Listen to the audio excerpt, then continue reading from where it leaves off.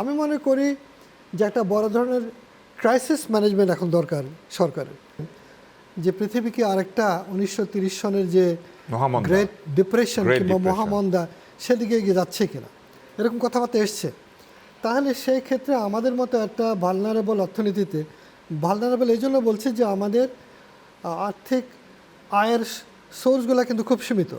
একটা কৃষি প্রধানত, তারপরে কৃষকের ছেলেমেয়েরা বিদেশে গিয়ে 1.5 কোটি মানুষ আপনাকে এত ভয়ঙ্কর বিগত সময় যে ভয়ঙ্কর লুট হয়েছে দেশে, যেটা সারা পৃথিবীতে আলোচিত হয়েছে যে এই দেশ থেকে এত অর্থ কিভাবে পাচার হলো, সেটাকে সামাল দিয়ে কিন্তু আপনি মোটামুটি অন্তর্বর্তীকালীন সরকার কিন্তু একটা স্টেবিলিটির জায়গায় এনেছিল। এবং ব্যাংকে যেখানে আমরা ডলার পাচ্ছিলাম না এলসি করতে, সেটা কিন্তু অনেকটা স্টেবল জায়গায় এসেছে এবং অর্থনীতি একটা স্টেবিলিটির দিকে যাচ্ছিল। সেই সময় আমরা জাতীয় নির্বাচন করে একটা রাজনৈতিক সরকারের দাবি আমরা করেছিলাম যাতে মোবোক্রেসির টাকার থেকে আমরা মুক্তি পাই।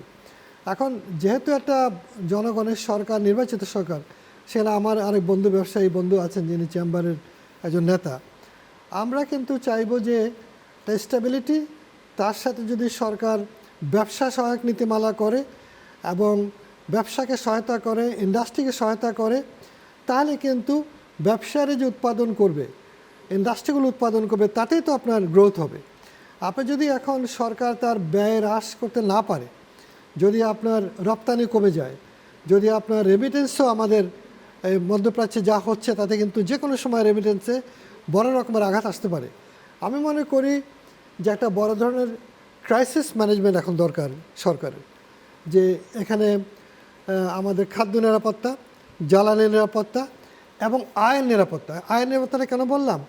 চীনে যেহেতু তার অলমোস্ট 90% এন্টারপ্রাইজ ইন্ডাস্ট্রি হচ্ছে স্টেট ওয়ান এন্টারপ্রাইজ, তারা কী করে, যখন কাজ কমে গেল তখন দেখুন ফ্যাক্টরি বন্ধ আছে, অল্প অল্প কাজ করে, কিন্তু কাউকে তারা ছাঁটাই করে নেয়, কাজটা ভাগ করে নিচ্ছে। এটা রাষ্ট্র পাচ্ছে, কোনো ব্যক্তি, রাসেল সাহেব কিন্তু পারবে না।